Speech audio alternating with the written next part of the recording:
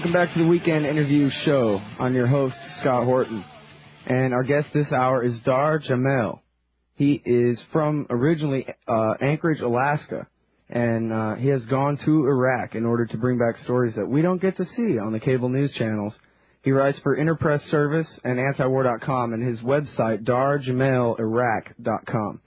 His reports have also been published in The Nation, The Sunday Herald, Islam Online, and many others around the world. He also does radio for Flashpoints, the British Broadcasting Company, and Democracy Now! Welcome to the show, sir. Thanks for having me. And where are you now, in Baghdad? Right, central Baghdad. How long have you been in Iraq? Well, this trip, I've been back a little bit over 2 weeks now, but over the last 11 months, I've spent about 6 months here. And this is your third trip to Iraq, correct? That's correct. I read something that you wrote, I guess, on your first day back on your third trip, where you talked about how the mood on the street and kind of the feeling in the air was different each of the 3 times that you've gone back there. Can you explain a little bit what you mean about that? Yes, it was roughly this time last year that I came to Iraq my first time, and it was November 24th, 2003. And that trip, for the 9 weeks I was here, of course it was dangerous, of course it was tense, but I was still able to work with other journalists, going around together in cars, covering different stories together with other journalists from different countries, for example. And we could walk down the streets during the day, and that was okay. We could go out to eat at restaurants, and that was okay. The threat of kidnapping wasn't even really on the radar screen. But then the last trip, which was April, May, and June of this year, all that changed. The threat of kidnapping was very real. It was very dangerous to go outside, but I was still able to get out basically on a daily basis. But it morphed to a point where it was only safe to go with one Westerner, with an Iraqi interpreter in a car, and that's it, and be very wary about where we went. And there were definitely certain areas of the country that at that point it was definitely not safe to go. And that was the beginning of the last summer. I'm sorry? That was at the beginning of last summer. That's right, exactly. It was April, May, and June of this summer. And then this trip, by even comparison to that, Iraq is yet again a different country.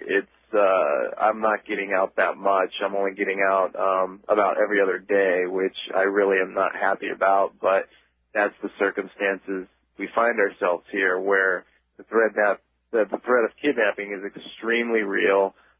There's well over a car bomb a day going off in Baghdad now. There's heavy fighting literally in the streets of different parts of Baghdad every single day.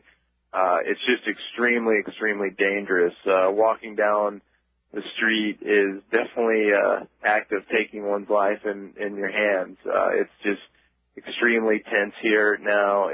For Westerners, it's really, really difficult to work here and dangerous for anyone to go out, actually, and even including Iraqis.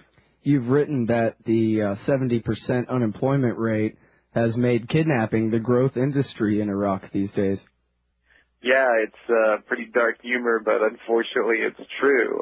Criminal gangs have capitalized on it, and what's going on in Iraq now is basically similar to what was happening in Lebanon during the war in Beirut, where criminal gangs are kidnapping any foreigner they can get their hands on and then just selling them on up the food chain. All right, it's the Weekend Interview Show. We'll be right back with Dahr Jamail, live from Baghdad, the Republic Broadcasting Network.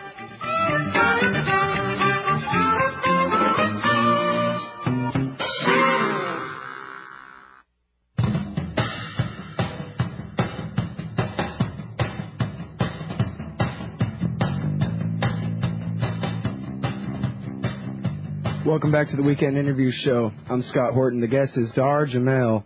He's an American reporter in Baghdad right now. He writes for Interpress Service and antiwar.com.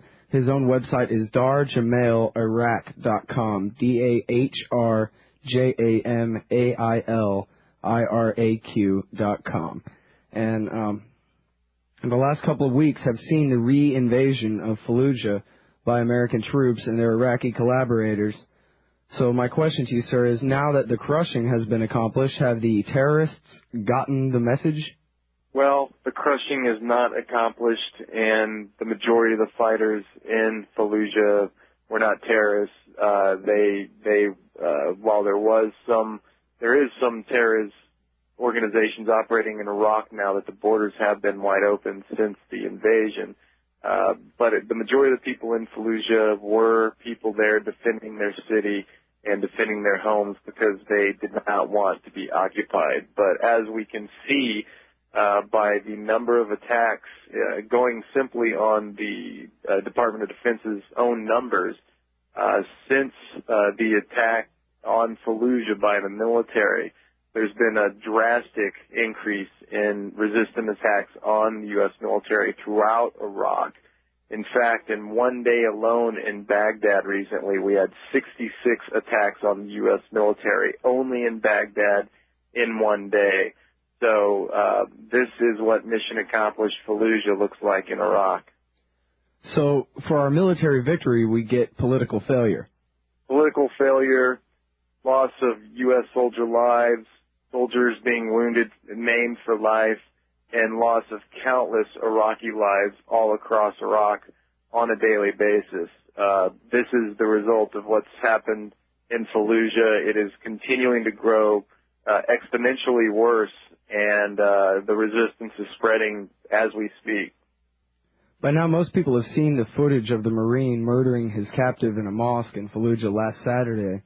And there's a website called Link TV where they run a summary of the news in the Arab world. And that Marine and that execution seem to be all they're talking about over there. Is that right?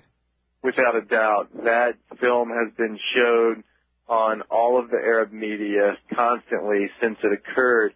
And not just that actual film clip of him shooting the one unarmed wounded man in the mosque, but there's a longer version. That same footage shot by the same cameraman actually filmed the execution of 3 people in that very same mosque, and that's what's being run over and over here. It's basically what we have is another PR disaster on par with the Abu Ghraib scandal. Any credibility that the U.S. military may have had left here after 19 months of failed occupation, that credibility is gone.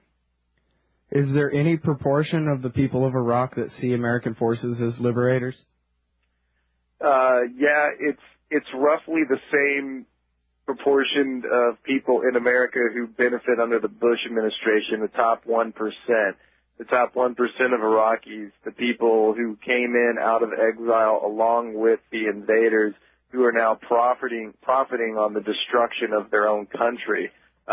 This roughly 1% of Iraqis are happy to see Americans here because it's people who are getting their pockets lined by the occupation. But finding anyone outside of that 1% who is in support of this occupation is difficult, if not impossible. Well, there's lots of bad news all the time because if it bleeds, it leads and that sort of thing. But what about all the good news? The schools, the electricity, the sewage, the local economy, that kind of thing. That is really included in the bad news. The photo ops that the military has put out there for the few schools that have been rebuilt or Bechtel are basically propaganda, because the reality is the vast majority of the schools, I would say conservatively 80% of the schools lie in disrepair. The water treatment plants, I've written in-depth investigative reports on the situation of the water treatment plants under the Bechtel contract. Most of them have not even been touched. The electricity, right now I am in central Baghdad, in one of the better areas of the city for electricity, and we average about between 8 and 10 hours a day of national electricity. The rest of the time we're on the generators. We have an ongoing fuel crisis where lines at the pump here in oil-rich Iraq are upwards of 3 to 5 miles long. There are entire cities that don't have any petrol at all. Infrastructure here is in complete shambles and worsening as the occupation grinds on, and none of these reconstruction promises by Western corporations are being fulfilled. The Red Cross says that at least 800 civilians were killed in the recent re-invasion of the city of Fallujah, and the British medical journal Lancet 2 weeks ago reported that when they compared the death rates from before the war with since, that if you include all the violence of local crime and kidnapping and add to that all the people killed by the United States, they say 100,000 people who would have been alive today are now dead. And so the question I have at the end of that little speech is whether you believe America will ever be forgiven, or whether we have just recruited an entire generation of young people into the jihadist camp against us. Well, we certainly have turned the majority of Iraq that was happy when Saddam was overthrown have effectively been turned 100% against the United States. The anti-American sentiment here now is really it's difficult to bear. It's really an incredible thing to see, and it's completely justified, having had their country decimated. And just another angle on that statistic, Saddam Hussein, in 24 years of rule as a brutal dictator, was directly responsible for the deaths of 300,000 Iraqis.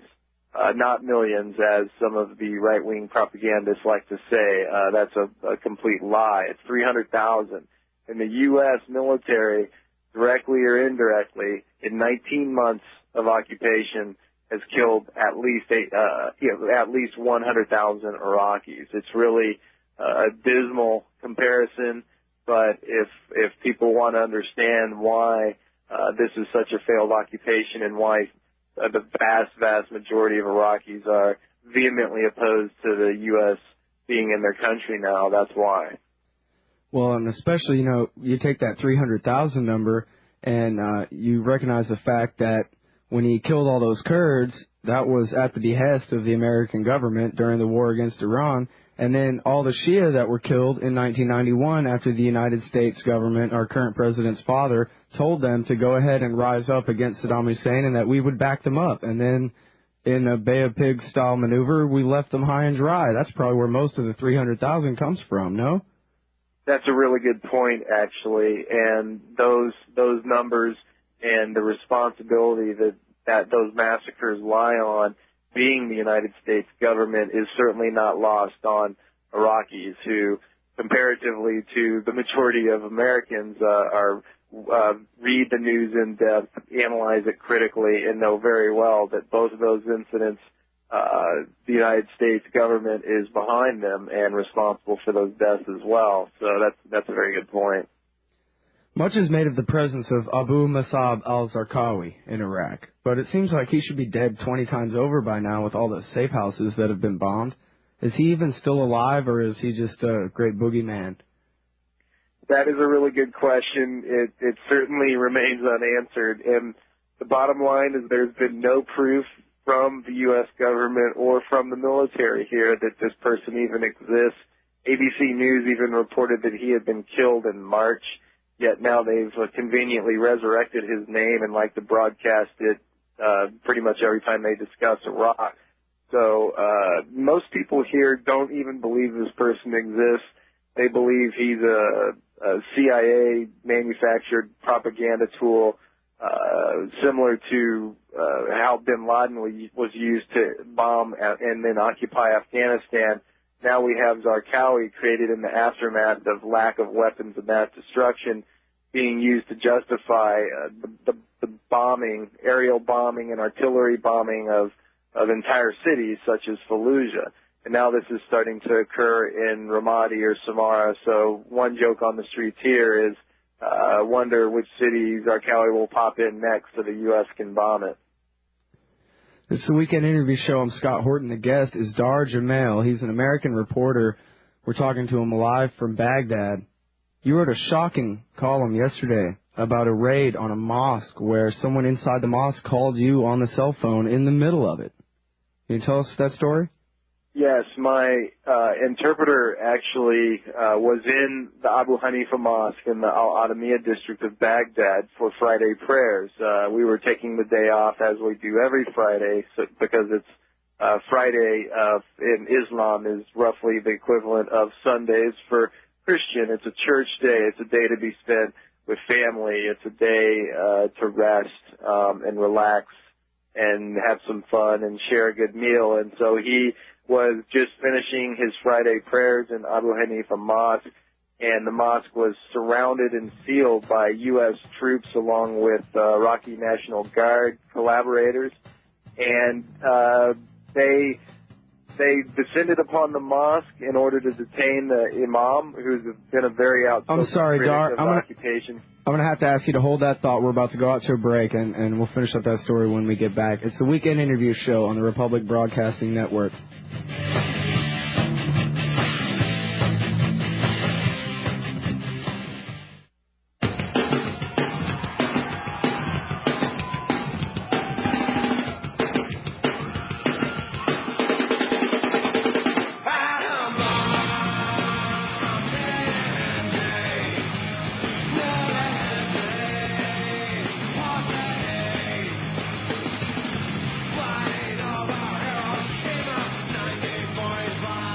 All right, everybody, welcome back to the Weekend Interview Show. Our guest this hour is Dahr Jamail. He's an American reporter in Baghdad. You can read what he writes at Interpress Service, which is, I believe it's ips.org, and also he writes for antiwar.com. And you might as well read everything at antiwar.com while you're at it. Okay, so when we went out to the break, Dahr, you were telling us the story of a phone call you received yesterday from someone inside a mosque being raided by American soldiers. Yes, my interpreter, Abu Talat, was in the mosque, and I was sitting on my computer writing, and my cell phone rang, and it was him, and in the background was this deafening yelling of thousands, what sounded like thousands of people in a confined area praying extremely loudly, and it was a frantic, chaotic scene. And he was yelling at me what was happening. He said, Dahr, I am in my mosque, and we're being surrounded by soldiers, and now they're holding us at gunpoint, and then the phone would hang up. And then so I just started writing down what was happening. I could barely believe it.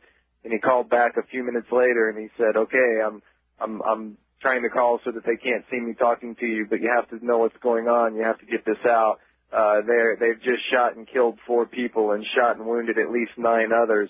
And then the phone would go down, and then he would call back again and give me more reports, and that's essentially how we filed a lot of the story of while it was in progress. Also, he had a little tape recorder that we used to conduct interviews with people, a little mini cassette recorder in his pocket, so he just pushed play once the raid began, and we taped the entire thing. So we have actually the gunshots and people being killed on tape. How many people were killed? There were 4 people killed and at least 9 wounded by soldiers inside the mosque. It was actually inside the mosque that these unarmed people who were there praying were shot and killed simply because they sealed the mosque to detain the imam, which they did. Then when they left, they took 30 unarmed people with them. They detained them for unknown reasons. So these people have essentially been disappeared. Of course, when I tried to contact the military spokesperson here in Baghdad and requested information on what was the purpose of killing these people, of course they essentially gave me a no comment. Wonderful. I guess it doesn't really deserve much of a comment. If you're the guilty party, what are you going to say? Well, this is the standard operating procedure of the military here, and it has been for a long time. This mosque gets raided on a repeated basis, and going into a mosque, it is a war crime. Going into a mosque, any place of worship, when there's no fighters there, there's no weapons whatsoever, it's yet another war crime in what is becoming an endless list of war crimes committed by the military here. Well, I'd like to just go ahead and give you an opportunity to address the Nuke Fallujah crowd who thinks that the problem here is that we just haven't shown enough brute force yet, and that once we do, the problems will all be under control and these people will finally submit to our overwhelming force, and then everything after that will be great. So I know that's the opinion. I know you know that that's the prevailing opinion in many places here in the United States. So I'd just like to give you this opportunity to answer that kind of thing however you like. Well, I think the proof is on the ground here in Iraq as well as the rest of the world as far as the effects of this policy. If we look at it logically and reasonably as far as has this been a success or not. Let's start with the war on terrorism. Between 1991 and 2001, there were 3 major international terrorist attacks in the world in those 10 years. Since Bush declared his war on terror from basically 9/11, 2001 until now, there's been 17 major terrorist attacks around the world. So this is the effects of the war on terror. We see a micro version of that in Iraq. Let's look at just Fallujah, for example, to stay in the present moment here. Since the attack on Fallujah, there have been well over 100 attacks per day. That's over one every 15 minutes on U.S. soldiers here. Most of the time, these result in, at the very least, a wounded soldier, and we're averaging per day now well over 3 dead U.S. soldiers and well over 20 wounded per day. So it's actually over 23 wounded per day. So this is, there's been a sharp escalation in resistance attacks on U.S. military and Iraqi National Guard and Iraqi police collaborators since Fallujah, on a level that was unheard of just even prior to the siege of Fallujah. So what we see in common here is that while the mighty hammer of the U.S. military, and it is the mightiest hammer of a military ever to be on planet Earth, every time it falls, inevitably the violent resistance that rises up to resist against it and strikes back is usually 5 times what existed before that hammer fell. So if we keep on with this policy, the military will continue to wreak death and destruction wherever it lands. It's the Weekend Interview Show on the Republic Broadcasting Network. We'll be right back.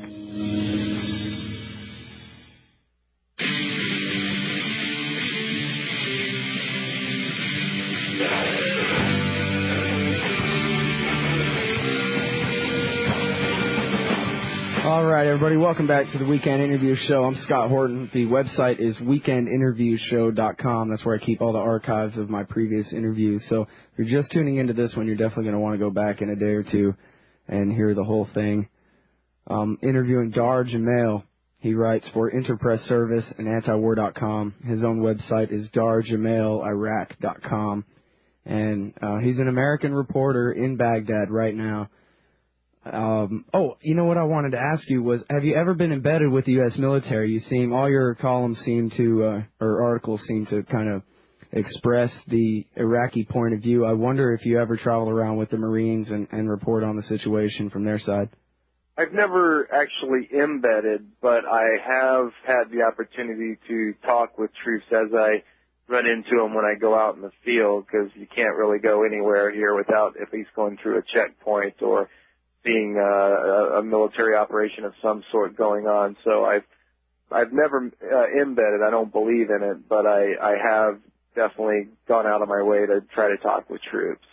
Well, and what do they say to you? I mean, do they believe that they're here getting vengeance for 9/11, or what is it? How do they justify their own actions to themselves?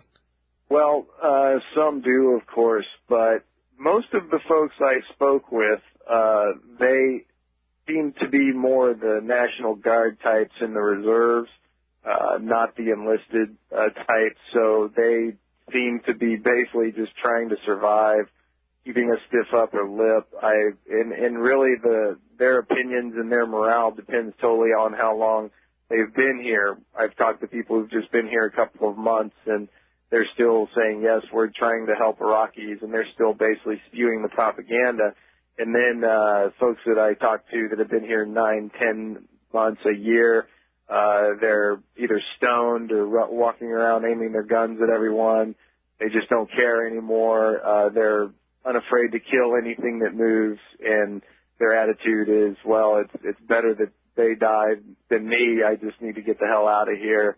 The morale is very low, and I learned rather quickly not to try to make small talk by asking them, well, when are you going to get out of Iraq, when you get to go back home, because that was usually met with the response of, don't ask that question, because every time we get a leave date, it gets changed at the last minute.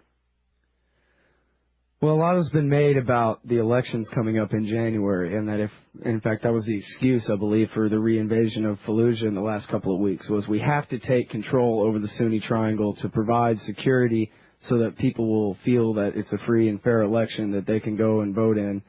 And yet at the same time, there are stories here and there about different imams and leaders throughout Iraq urging their followers to boycott the election. So I wonder, what do you think needs to happen in order for the January elections to take place in a way that is satisfying to most of the people in Iraq?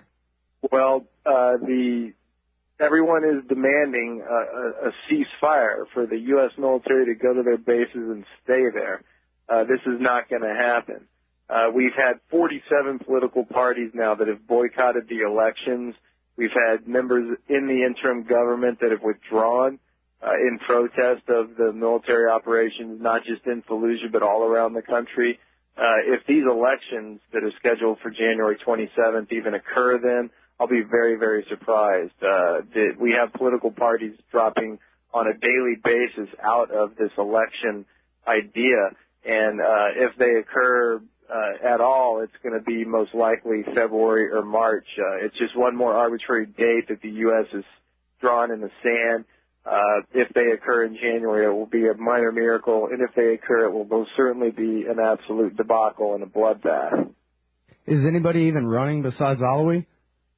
No, in fact, no one will announce that they are officially a candidate because everyone's well aware that once they do, they're a dead man, so or dead woman. So no, essentially, right now, no names have been thrown in the hat for fear of reprisal. We haven't heard much news out of Najaf in a while. How are things going down there with al-Sadr? I hear he's forming a political party. He is. Sadr is very much opposed to what's been happening in Fallujah and basically remains defiant against the U.S. occupation. I fully expect there to be fighting with the Muqtada al-Sadr's Mahdi army once again. And the situation in Najaf is grim, and people are extremely angry because Alawi and the U.S. military promised to help rebuild there, as did Ambassador John Negroponte. And the city lies in ruins. It was destroyed not nearly on the level that we see Fallujah destroyed, but it is destroyed, and there's been no help in rebuilding and reconstruction there. When the U.S. government finally does leave Iraq, do you think it's likely that Iraqi nationalism will be forceful enough to override the ethnic tensions between the Kurds, the Sunni, and the Shia, or will the different tribes fight over the central government? I think without a doubt there will be conflict. I think that that's the nature of this region. It's the legacy. There will without a doubt be a power struggle, as there already is to some extent. But the pervading opinion remains that the Arabic proverb comes to light, which is me against my brother, me and my brother against my cousin, me and my brother and my cousin against the stranger. So right now the United States is the stranger in Iraq, and all of the different sects are fighting, excluding the Kurds, that is. All of them are fighting right now together to get the occupier out of their country. Well, and you mentioned the Kurds. That's really the big sticking point. From what I understand, the town of Kirkuk is now a Kurdish town, but has historically been a Sunni town, and that if the Kurds don't have Kirkuk, then they don't have any oil at all. And the Sunnis, I guess, even though they're the the smallest ethnic minority, they have all the valuable real estate, right? That's true. In Kirkuk is the Kurdish situation, both in Kirkuk and throughout the north, is going to be a very interesting thing to watch because they are essentially going independent now.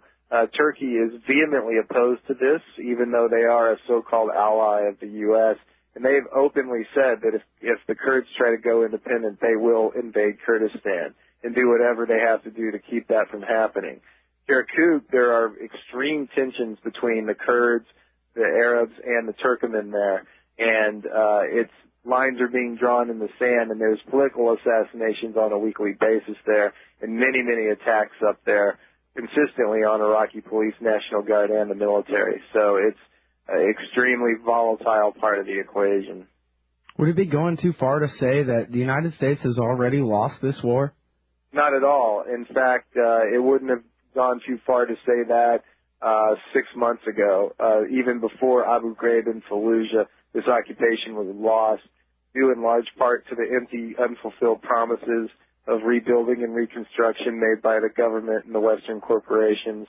And then the other factor is due primarily to the relentlessly heavy-handed tactics of the U.S. military here, hearkening back to what you talked about earlier, citing that 100,000 dead statistic. Yeah, it seems in all these articles there are many direct quotes of locals in Iraq who basically seem to just be expressing complete exasperation and sort of hopelessness, as they really don't know what to do. They don't really have the power to fight back. They don't seem, many of the people you talk to, it doesn't seem like they want to join the Mujahideen, but they sure don't want to be occupied by America indefinitely. That's right. And in fact, most people, though, now will say, well, maybe I'm not with the Mujahideen, but I support them. I would give them money. I would give them food. I would give them shelter. And the bottom line is the U.S. military, in their heavy-handed tactics, and then using the interim government to, for example, ban demonstrations, they've left the people here with no other opportunity to effect change in Iraq other than the violent resistance.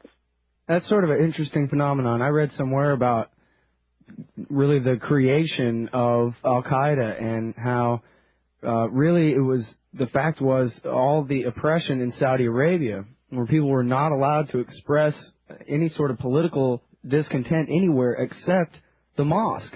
That's the only place where they still had freedom of speech. And so you had everyone who was a political radical going and radicalizing the mosque, while the mosque is kind of adding religious indoctrination to their politics.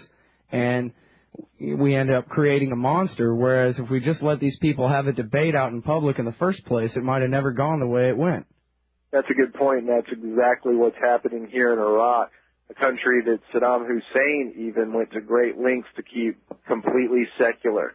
Now we have this dramatic escalation of religious fundamentalism, which for the most part was not here before. In the small areas where it did exist, it was definitely kept under wraps. Now we see a dramatic increase. In fact, and there's even villages now in parts of Iraq where women are wearing not just the abaya but the burqa, the full cover, as they are in Afghanistan. So we're seeing that exact same phenomena now occurring in Iraq, and it's spreading. So here was a country where women could drive, they could wear Western clothes, they could have PhDs, and they could be medical doctors, they could own their own property, and now they're wearing burqas since America's invasion. This is exactly true. This is the freedom. Oh, wonderful. Well, I'm glad that our government's Wilsonian nation-building projects always go off without a hitch. You know, it's funny, I was reading about the original 14 points and Woodrow Wilson and the Make the World Safer Democracy. One of his original 14 points was to create an independent Kurdistan. Those poor Kurds, they're tired of being ruled by the Ottomans and the Turks and the Sunni and the Shia. It's time for them to have their own sovereign independent nation. That was 80 years ago. That is really incredible. I didn't know that, actually.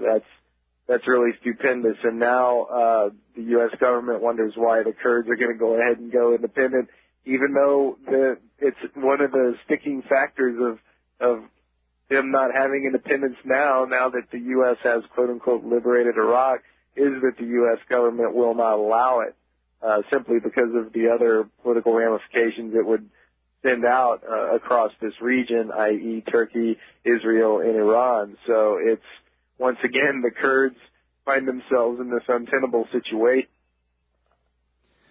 Yeah, it's most unfortunate. I'm sorry, cell phone's ringing in my pocket, distracted me for a second there.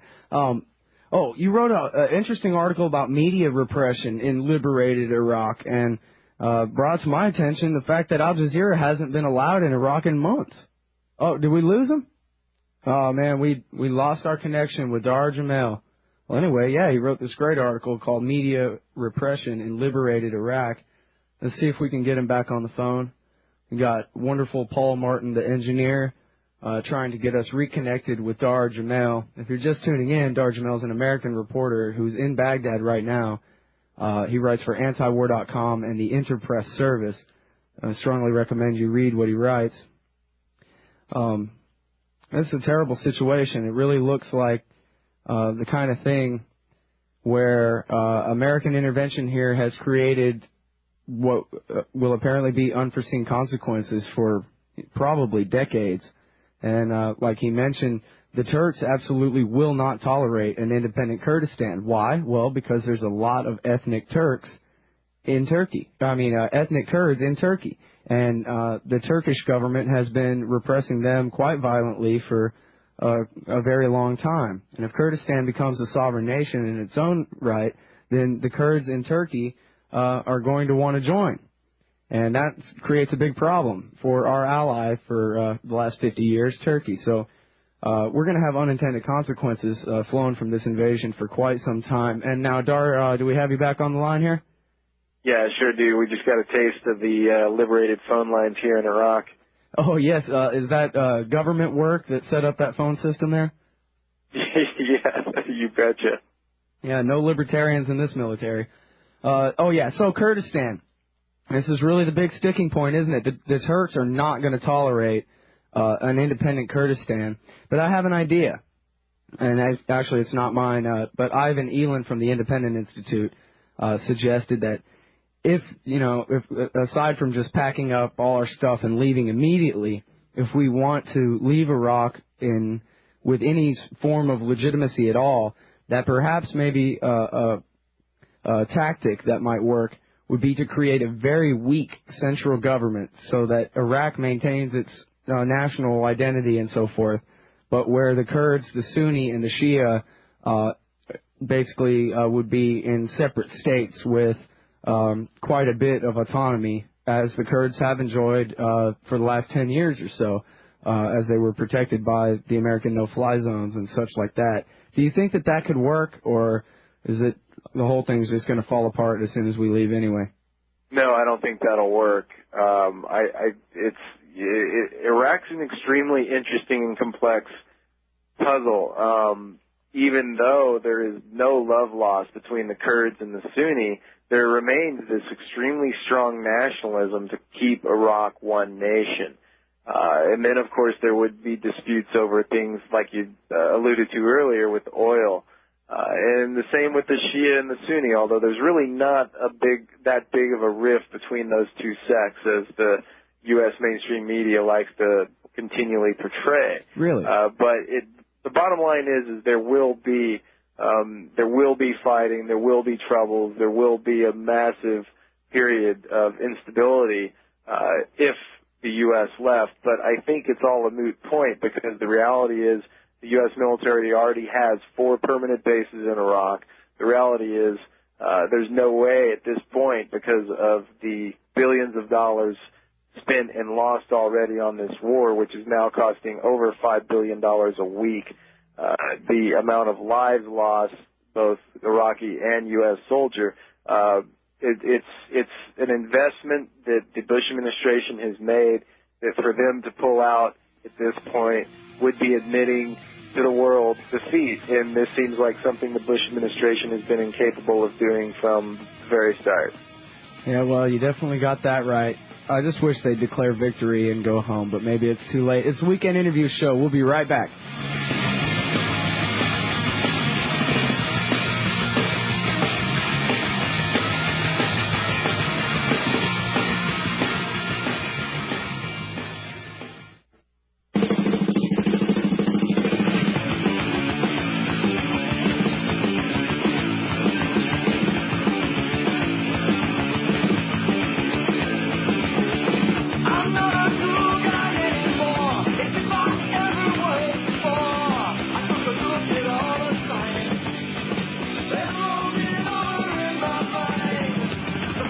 Welcome back to the Weekend Interview Show.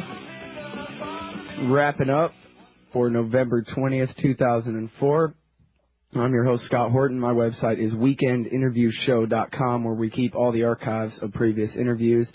So if you missed the show today, definitely go to weekendinterviewshow.com, and the next day or two we'll have the archives of both of today's interviews up there. My guest this hour is Dahr Jamail. He writes for Interpress Service and antiwar.com. His own website is DahrJamailIraq.com. DahrJamailIraq.com. And welcome back to the show, sir. Thanks, Scott. You wrote this article.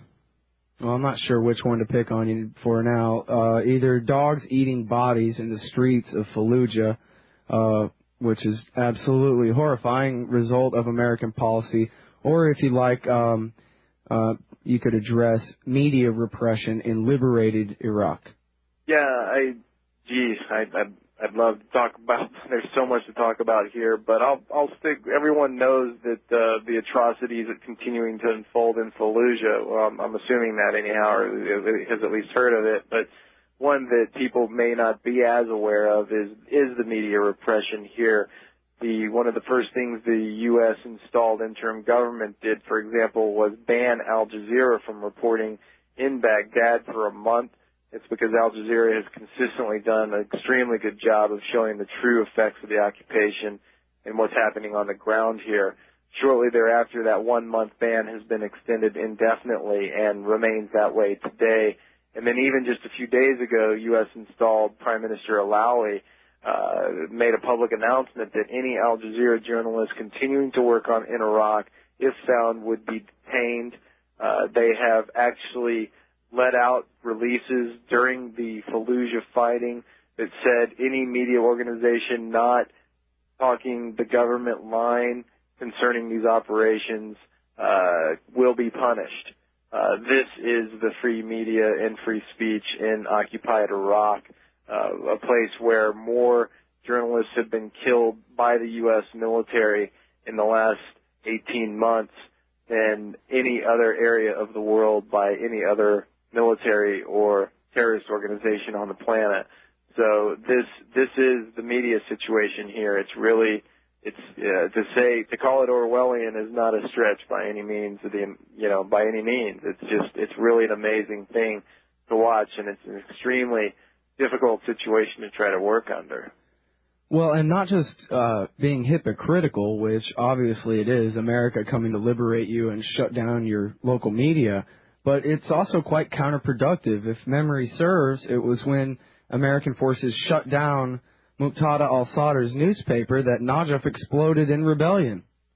That's exactly right. And just as with any repression at any time, you can repress a people for a while, but in the end, it's going to end up causing them to fight against you that much harder.